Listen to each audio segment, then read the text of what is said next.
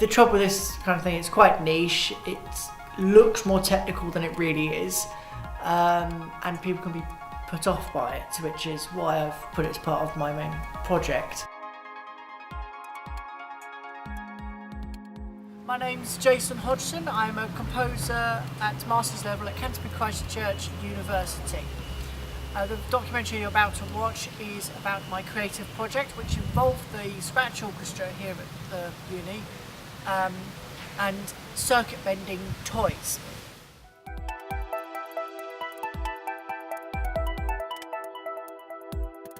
Today we took apart toys and tried to find what sounds we could make from the circuitry, or break, as some of the cases may be. There's a structured one right there.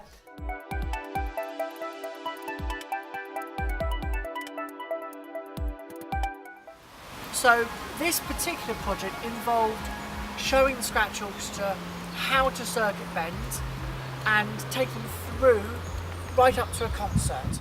My name is Abbie Schultz and I study music with sociology. You can't fix it. Yeah. That does wonders for your self-esteem when you're a newbie on this subject. Yeah. Okay, this is all the screws falling out. The first workshop was designed so they could explore their instruments, find the sounds out, and the original intent was to have them making the instruments from the toys. Unfortunately, health and safety wouldn't allow it. Been circuit bending toys today, and I'd heard about it from Jason. Jason explained to me about his project a few weeks ago, and so it was quite sort of a new idea to me. I didn't know much about it.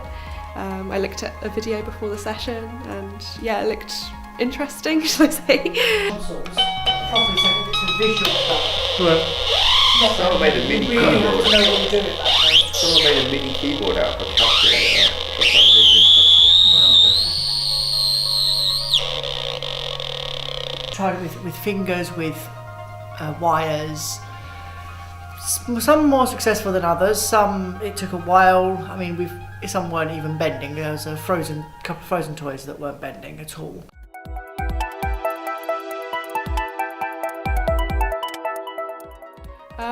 I was kind of disappointed about the frozen toys. I wanted to create some sounds out of them, but you know, unfortunately, as Jason said, not all of them worked successfully. So my favourite one was the pink keyboard, where I could press all the different buttons and play the keys. My name's Carl. I study BA music. We're opening up some toys, messing around with the circuitry, literally taking them apart, putting them back together, and finding new sounds. This, I only managed to get it to go faster, and I did manage. That's what I Yeah. managed to that. Yeah, so that's what I've done so far with So, this. are you thinking twiddly dial? Yeah, twiddly dial, and also it's got the French setting as well, which I think was really sounds. interesting. Yeah. I'm not sure what it was exactly. It had a mirror in it, so I can see myself playing with it and interacting with it. Think what you will of that. Hopefully, Jason's made some modifications to it, and if that's the case, I'll literally be trying to find ways to experiment with that, like the new options there. Which kind of got a theme of things that people are terrified by, don't know how to interact with, and when you really get down to it, you don't really need to know what you're doing to do it, which is the beauty of it. I'll take the toys home and I'll open them up again. I now know where the manipulations can be put. I will try some ideas that we've discussed in this session, but if that doesn't work, I'll make my own ideas up, and I'll add wires and potentiometers, resistors, capacitors, all things that I can think of to manipulate the sound further. Put holes in the toys, put it back together, and there's a strange alien instrument, and then give it back to them in the following workshop, and we'll try and compose a piece. And I think it went quite well, actually. Yeah, it was good fun. It was something different. 2 hours flew by.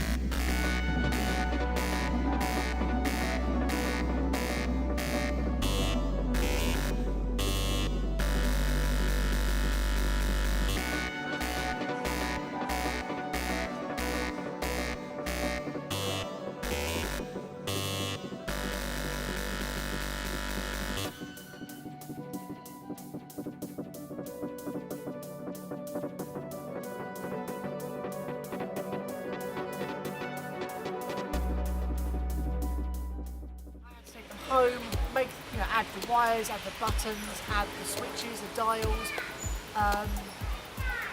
and all the capacitors and resistors, just to make this instrument. Unfortunately, some died in the process, but as with this project, it's designed around failure. So what you're doing, you're not making an instrument from scratch, you're making a piece of hardware that is failing as you play it.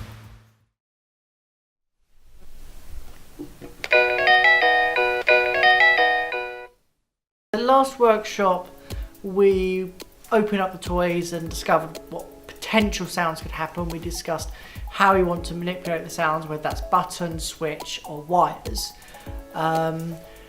Since then I've broken some of the ones that they wanted and replaced them with similar ones. So there was a pink guitar last time which Sam was playing with. I really like this. When you finally find one, it really hurts. But the speaker, somewhere between the speaker and the circuit board wasn't working, to the point that it was so quiet, even plugging in the audio jack, it just got quieter and quieter. It just became a nuisance. So I replaced that with another guitar.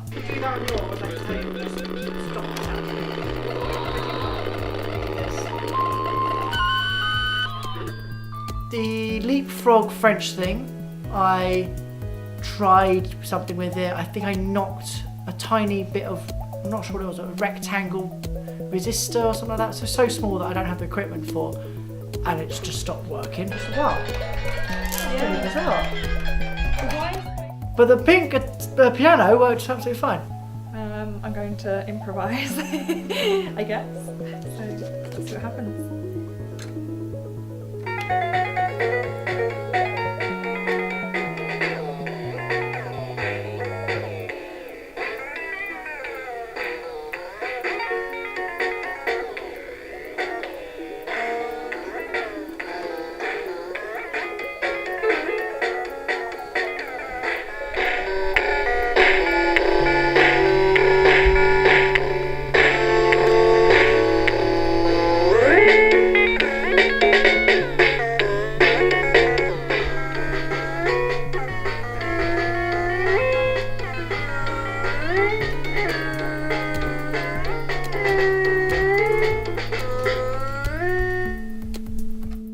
So since then I added the buttons and the wires, add batteries is always helpful, checked they still work. I had a go with them myself so I could have some idea of what sounds they were doing with where you were placing your hands, and so I could guide them today. And today we sat down with the toys and they started with the toys they had, or the similar toys to what they had.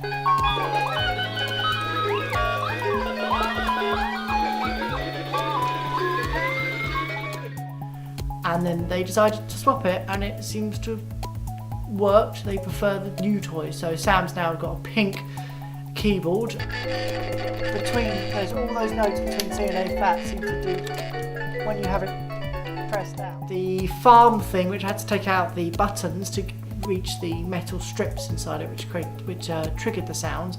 That's called Farmageddon. I would like to experiment more with the piano. Discuss it with Abbie. Yeah, that's fine. So this is Farmageddon. If you can't tell, it's actually quite a simple circuit bend. You've only got to manipulate these wires, these buttons, and there is actually an audio jack. This is a feature on all the other toys.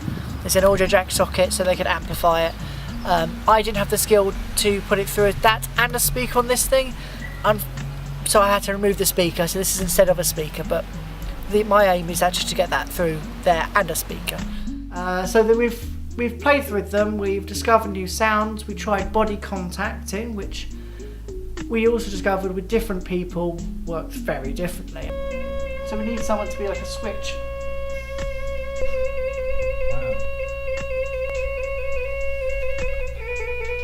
It's different people at different charges.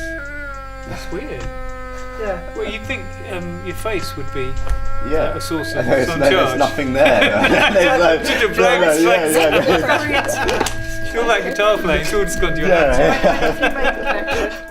But when it came to doing it on my own with just 2 wires, I was too strong and nearly wiped the thing out.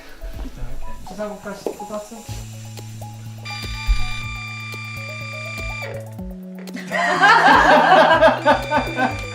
From what I've seen, they've actually had great fun, which is a bonus. You know, I'm not forcing them to play with toys, and you know, it's slightly surreal when you think about it. These university students and professor playing with toys to create music. It's quite, yeah, definitely surreal is the word.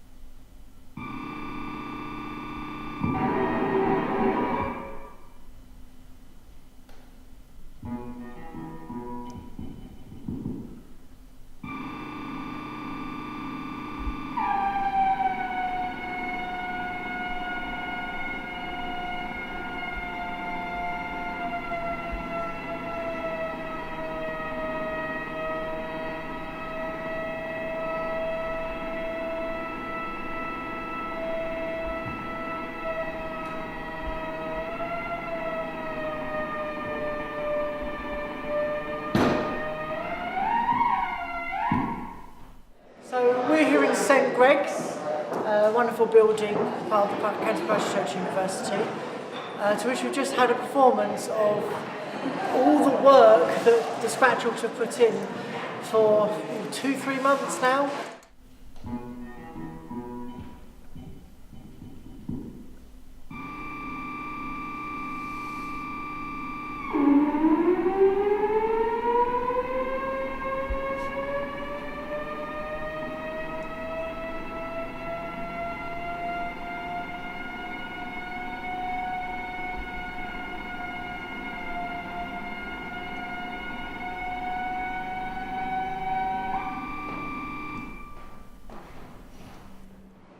I think it went quite well actually. The audience was enthusiastic and the couple came up to see what all the wires and buttons were all about, which was wonderful.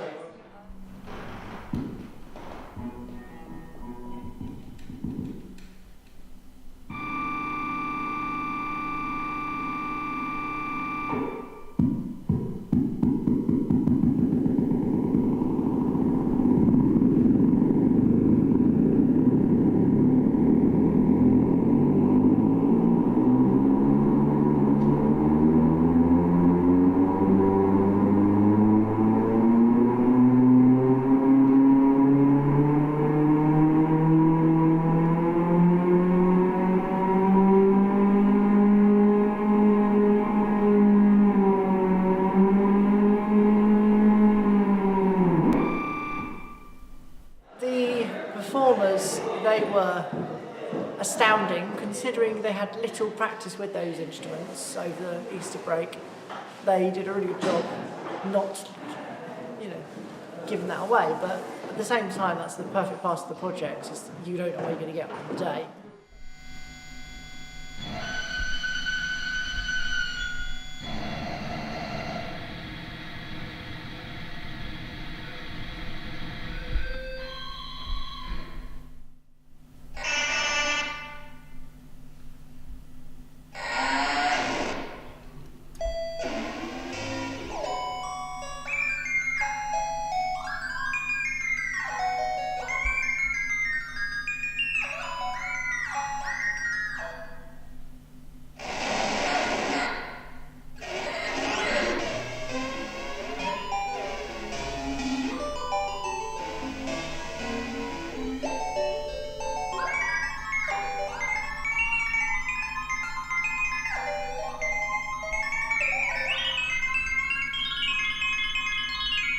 Working together with the ensemble, the fact that they got to go through the process, and okay, there were some that we couldn't do because of health and safety, but we managed to get certainly a part of it in and out on the open,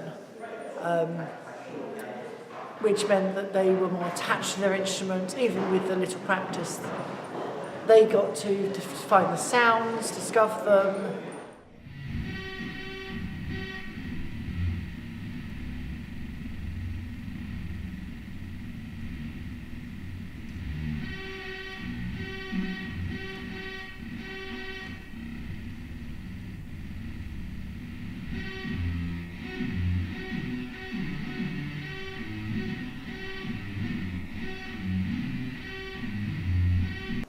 Having them work together to create such amazing sounds is something you don't normally get.